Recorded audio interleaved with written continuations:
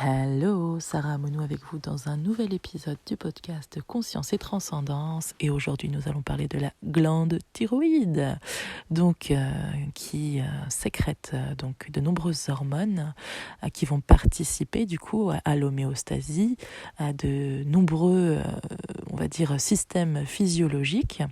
Donc dans un processus de régulation permanente. Il faut savoir que les hormones sont les messagères du corps, donc elles viennent indiquer qu'il manque de ceci ou qu'il y a trop de cela. Et quand on parle d'homéostasie de manière très générale, on va parler de pression artérielle, on va parler de température, de pH, voilà, d'acidité, voilà, du pH et compagnie. Et du coup, ce qui est intéressant, c'est que la thyroïde, elle peut être en lien directement avec des problèmes de constance au niveau des humeurs. D'ailleurs, humeur, on va voir par la suite que c'est un mot assez intéressant. On va aussi avoir un impact sur le sommeil, sur la motivation, sur la vitalité, sur la rapidité. Sur plus ou moins la rapidité, parce qu'il peut y avoir une forme de lenteur aussi, si on est en hypo ou en hyper. Et sur aussi l'appareil musculaire, osseux. Donc il va y avoir des conséquences, évidemment sur la fertilité, à ne pas oublier, mais il va y avoir des conséquences assez importantes dès qu'elle est déréglée, parce qu'il y a une forme de régulation constante en fait. Donc ça peut être plein de petits symptômes insidieux. Mais ce qui est intéressant, c'est d'aller voir la symbolique derrière tout ça. Alors on dit que la thyroïde, c'est la grande horlogère, c'est la glande thyroïde, c'est la grande horlogère en fait. Donc c'est important de voir notre gestion du temps. Et d'ailleurs, il va y avoir un impact sur nos humeurs. En langue des oiseaux, on entend l'heure, c'est-à-dire sans l'heure, vis l'heure en fait, vis le moment présent. Et il y a vraiment une notion de pacifier son rapport au temps, en fait. Il va y avoir cette... alors, c'est pas évident parce que j'essaie de traduire ce que je ressens en énergie en mots. Donc, ça prend le temps que ça prend par moment. Mais il y a cette forme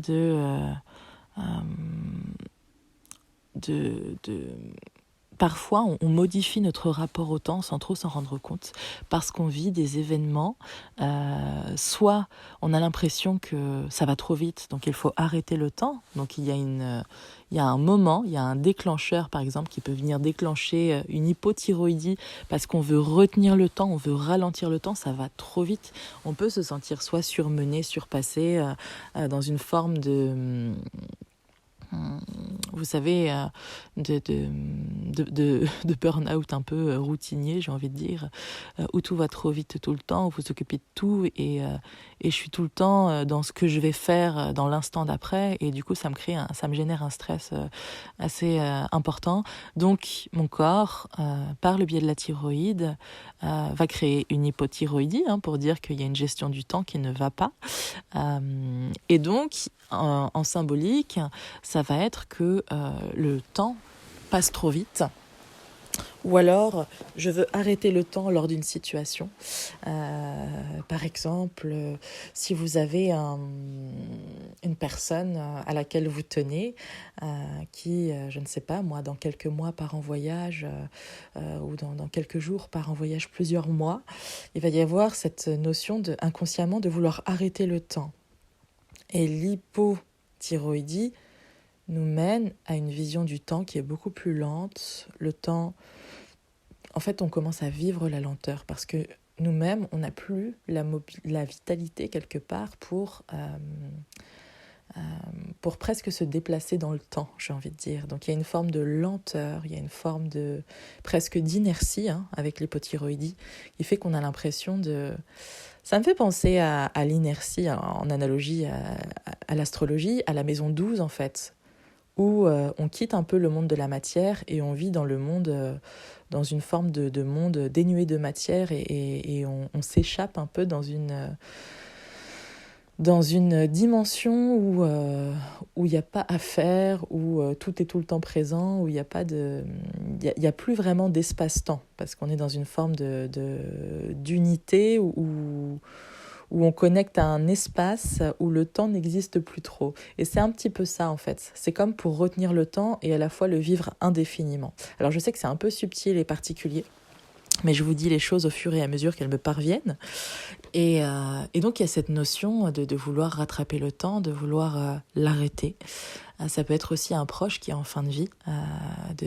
Voilà, c'est une manière inconsciente de croire qu'on gère le temps, puisque évidemment ce n'est qu'une illusion. Rien de tout ça c'est pas en développant une hypothyroïdie et en ayant une perception modifiée du temps que la personne restera plus longtemps ou plus longtemps en vie. Enfin voilà, évidemment c'est toujours des mots du corps pour exprimer les mots qui ne sont pas verbalisés, parce que plus c'est verbalisé, surtout au niveau de la thyroïde, on est quand même au niveau de la gorge, plus c'est verbalisé, plus c'est accueilli, et moins le corps va avoir besoin de quelque part compenser par les mots MAUX. Donc voilà, l'hypothyroïdie, ça va être cette... Ouais, il peut y avoir une forme de léthargie avec l'hypothyroïdie. On perd l'envie de connecter au monde, à la réalité un peu. On perd l'envie parce qu'on se crée son espace-temps, une nouvelle notion du temps qui nous convient pour ce qu'on a à vivre. Mais bon, ça convient qu'un temps, parce que évidemment, c'est pas un état dans lequel on est dans notre vitalité, dans notre déploiement, voilà. C'est comme si on mettait pause à différents niveaux. Et du coup, ça nous met dans une forme de lenteur, même au niveau du mouvement. On a moins envie de faire les choses, on peut avoir beaucoup aussi envie de dormir.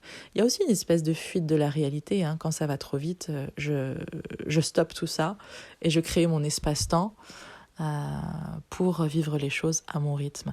Donc c'est aussi une invitation à créer un quotidien qui est plus aussi adapté à votre rythme propre et non au rythme qui est demandé dans la société, dans tout ça. Voilà.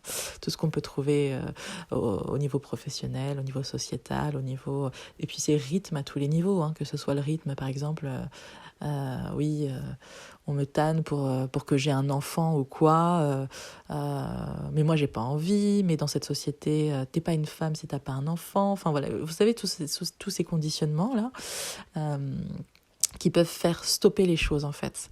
Et l'important c'est aussi de se dire, est-ce que j'ai envie d'avoir un enfant parce que j'ai envie de transmettre des valeurs, parce que j'ai envie de vivre cette expérience d'amour, de transmission et d'enseignement, parce qu'il y en a beaucoup quand même, mais ou est-ce que je le fais parce que c'est la suite logique des choses, et est-ce que ça a vraiment du sens pour moi de le faire? Et donc remettez en question quelque part ce qui est évident pour la société, mais ce qui n'est pas vraiment fait pour vous. Ça c'est vraiment intéressant voilà, est-ce que ça me parle? Est-ce que c'est quelque chose qui vient de moi, ou c'est quelque chose qui met quelque part comme une injonction sociétale ou familiale, et puis c'est parfois très inconscient. Donc c'est pour ça que c'est toujours bon de questionner quelque part ses envies. Est-ce que ça vient de moi réellement, ou est-ce que c'est quelque chose que je réitère de génération en génération, que je fais, que je reproduis inconsciemment, mais qui n'est pas d'un désir personnel, quoi. Voilà pour l'hypothyroïdie. S'il y a d'autres choses qui me viennent, je n'hésiterai pas. Alors évidemment, l'alimentation aussi joue un rôle assez important. Bon, je vais pas faire mon... C'était surtout pour la symbolique, mais bon, en naturopathie, il y a quand même beaucoup de choses qui sont possibles avec les problèmes, les dérèglements de la thyroïde. Voilà, notamment tout ce qui est... Bon, je vais faire un petit laïus quand même. C'est la naturopathe en moi qui ne veut pas se taire. Et il y a tout ce qui va provenir de la mer, tout ce qui est riche en iode. Il peut y avoir aussi une prise d'iode, d'oligo-éléments. D'oligo-éléments, notamment il y a alors à l'époque c'était hypothyroïdion, je ne sais pas si c'est encore le cas, des laboratoires Catalyon, Il peut y avoir aussi de l'iode, des comprimés... non, c'est pas ça que je voulais dire. Tout ce qui est à base de fruits de mer, voyez-vous les huîtres, tout ce qui est riche justement en eau de mer, hein, le plasma de Quinton aussi peut être d'une grande aide en cas d'hypothyroïdie et non d'hyperthyroïdie évidemment. Mais voilà, par l'alimentation, par les prises de conscience de notre mode de vie au quotidien, c'est ça qui est beau avec la naturopathie, c'est que ça quand même allie énormément, elle est dans une vision vraiment une dimension holistique où on allie tous les plans, donc que ce soit physique, émotionnel, mental, on prend en compte toutes les dimensions de l'être.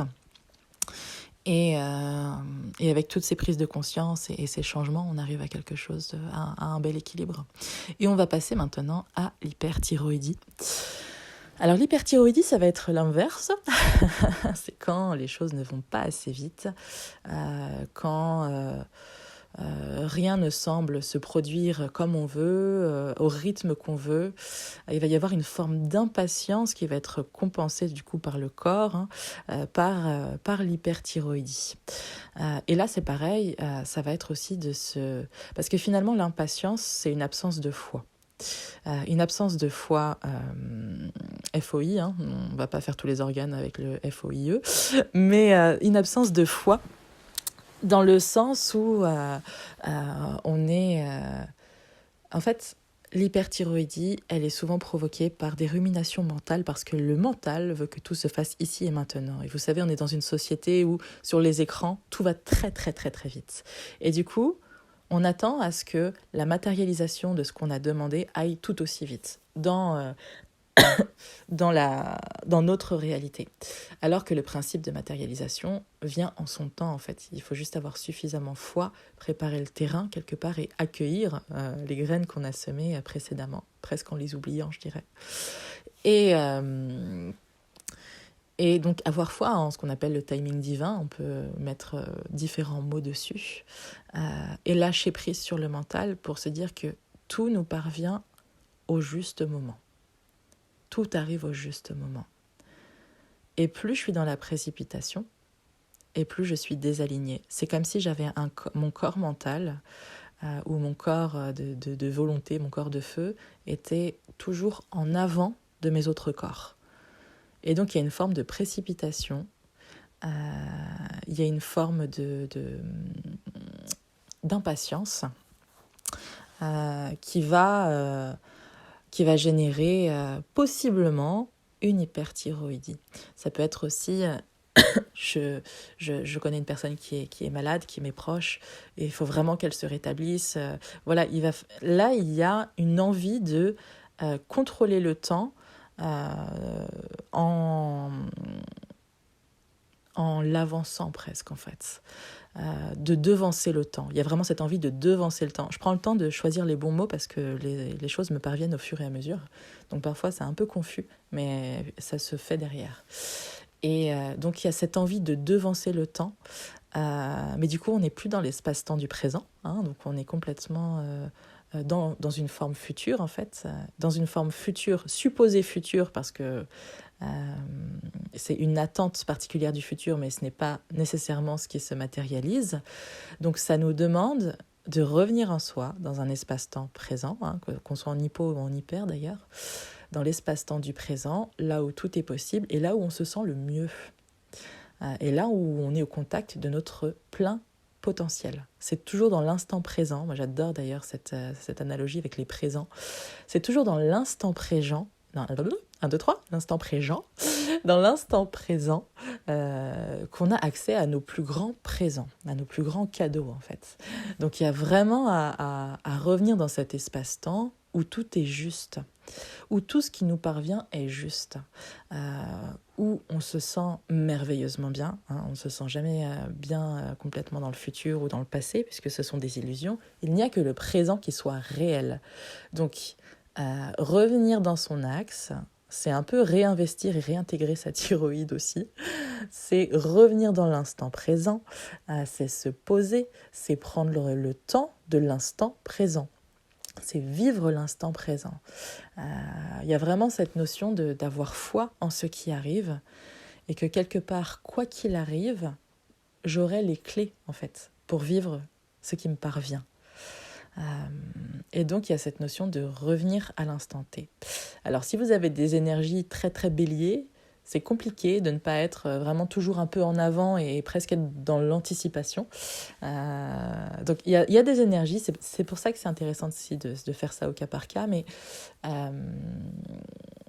en règle générale, vraiment en règle générale, quelqu'un qui n'a pas un stellium, un amas planétaire en bélier, par exemple, et qui d'habitude a une gestion du temps, un mode de fonctionnement en rapport au temps qui est à peu près celui de l'instant présent ou un peu plus en avant ou un peu plus en arrière, peu importe.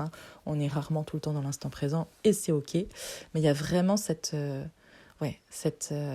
pacification avec le temps et de se dire que tout est juste. Et très souvent, c'est parce qu'on est dans le mental et qu'on croit que le plan du mental va devancer celui de l'intelligence de vie. Vous appelez ça comme vous voulez, le divin, l'univers, Dieu. C'est vous qui mettez les mots qui vous parlent dessus. Mais il n'y a rien dans le mental qui puisse devancer de près ou de loin l'intelligence de vie. Parce que tout est parfaitement orchestré. Et il n'y a rien qui puisse devancer ça. Parce que là où vous voyez peut-être des itinéraires plus rapides, l'intelligence de vie va faire en sorte que ça vous parvienne pas forcément de la manière dont vous l'avez attendu, mais la leçon, le cadeau et l'enseignement seront bien plus grands. Parce qu'on n'est pas sur un but. Le mental, il attend des buts. Alors que l'âme, elle vient expérimenter le chemin. Donc c'est sortir du but pour reconnecter pleinement au chemin.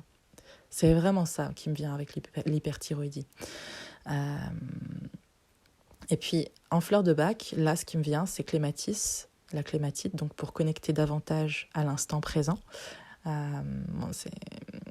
Voilà. Et puis, il y aurait aussi impatience, donc l'impatience, en fleur de bac aussi, pour être beaucoup plus dans l'accueil de l'instant T, en fait. Donc, c'est vraiment une invitation à s'en remettre au timing divin. On ne parle pas d'attentisme ou de passivité, là.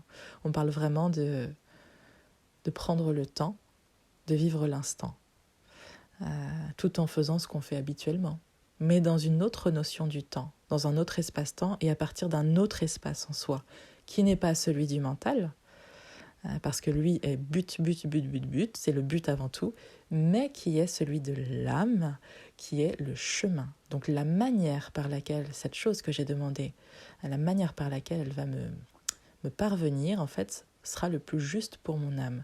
Et c'est là que mon âme va tirer la plus grande évolution, la plus grande expérience de ce que j'ai demandé. Donc il y a vraiment à avoir confiance en ce qui nous parvient et de la manière dont ça nous parvient, parce que ça nous parviendra de la manière qui soit la meilleure pour nous, pour apprendre, pour grandir, pour comprendre aussi, pour prendre conscience des choses. Voilà pour ce qui est de la thyroïde et de ses symboliques. Eh bien, merci d'avoir été là. Et je vous embrasse très fort et je vous dis à bientôt pour un nouvel épisode.